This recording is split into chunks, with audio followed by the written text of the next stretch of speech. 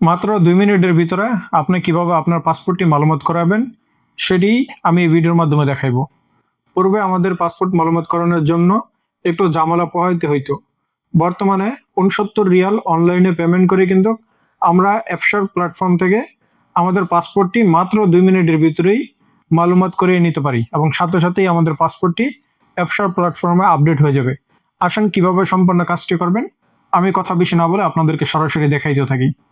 Alright প্রিয় বন্ধুরা, আপনারা পাসপোর্ট মালুমাত করার জন্য ক্রোমি ব্রাউজার অথবা গুগল থেকে অ্যাপশারে লগ ইন হবেন, কারণ অ্যাপ্লিকেশন থেকে হবে না। এখানে আপনার ইউজার নেম পাসওয়ার্ড দিয়ে আপনি অ্যাপশারে লগ ইন হবেন।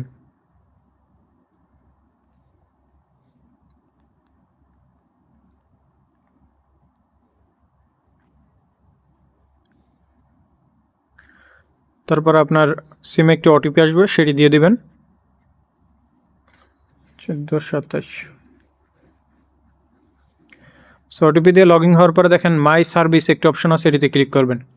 মাই সার্ভিসে ক্লিক করার পরে এখানে একটি অপশন পাইবেন পাসপোর্ট, এটাতে ক্লিক করে দিবেন। এখানে দেখেন রেসিডেন্ট সার্ভিস আপনারা ক্লিক করে দিবেন।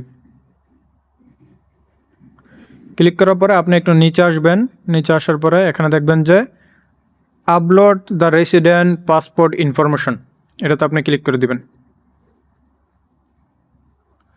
এটাতে ক্লিক করলে এখানে দেখাইতেছে, দেখেন আমাদের যে ইমেজটা সেটি কীভাবে হতে হবে, একদম সোজা হতে হবে, বেকাতারা হইলে হবে না, ঠিক আছে? সো আমরা এখানে বন্ধুরা এখানে দেখেন ক্লিক আপলোড ইউর ফাইল, এটাতে ক্লিক করবেন।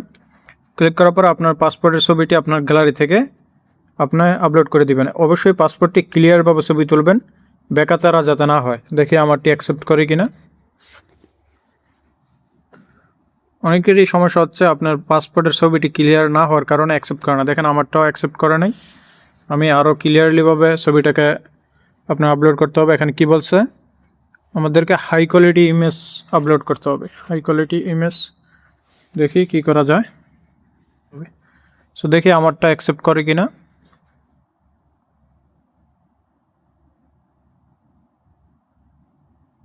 যে বন্ধুরা আমার পাসপোর্টটি অ্যাকসেপ্ট করছে। সো আপনি এখানে পাসপোর্টের নাম্বারগুলো আবারও চেক করে নেবেন কোনো ইনফরমেশন মিসিং আছে কি না। হ্যাঁ, ঠিক আছে। তারপর আপনি নেক্সটে ক্লিক করে দিবেন। নেক্সটে ক্লিক করে দেওয়ার পরে আপনার হচ্ছে নিউ পাসপোর্ট ইস্যু ডেটটা দিতে হবে। আপনার পাসপোর্টই লেখা থাকবে আপনার কবে এই পাসপোর্টটি ইস্যু হয়েছে।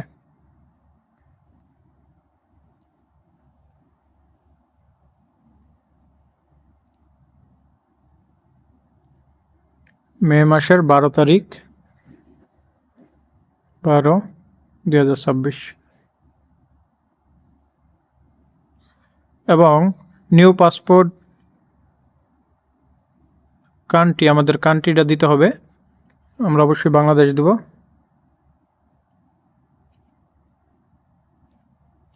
এবং সিটি, আমরা বেশিরভাগ পাসপোর্টগুলো যারা সৌদি আরব থেকে রিনিউ করি ঢাকার থেকে আসে, সো আমরা ঢাকায় দিয়ে দেব।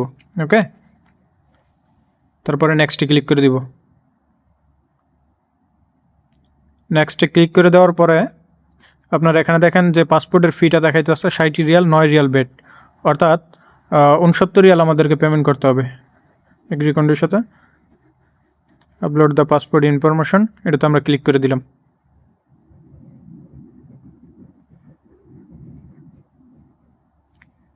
সো বন্ধুরা আমাদের একটি ব্যাঙ্ক কার্ডের মাধ্যমে পেমেন্টটি করে দিতে হবে। সো আমি আমার ব্যাঙ্ক কার্ড দিয়ে আমি পেমেন্টটি করে দিতেছি, আপনারাও পেমেন্ট করে দিবেন। সো পেমেন্ট করলে কিন্তু আপনার পাসপোর্টটি মালুমাত হয়ে যাবে। প্রথমে আপনার কার্ডের নাম্বার দিবেন, তারপর হচ্ছে আপনার ডেট অ্যান্ড এক্সপায়ার দিবেন এবং কার্ডের পিছনে যে সিভিভি কোড থাকে সেটি দিবেন। সো আমি আমারটি দিতেছি।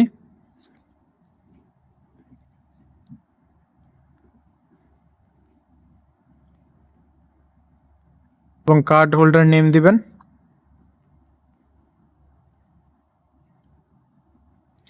পেতে ক্লিক করে দিবেন।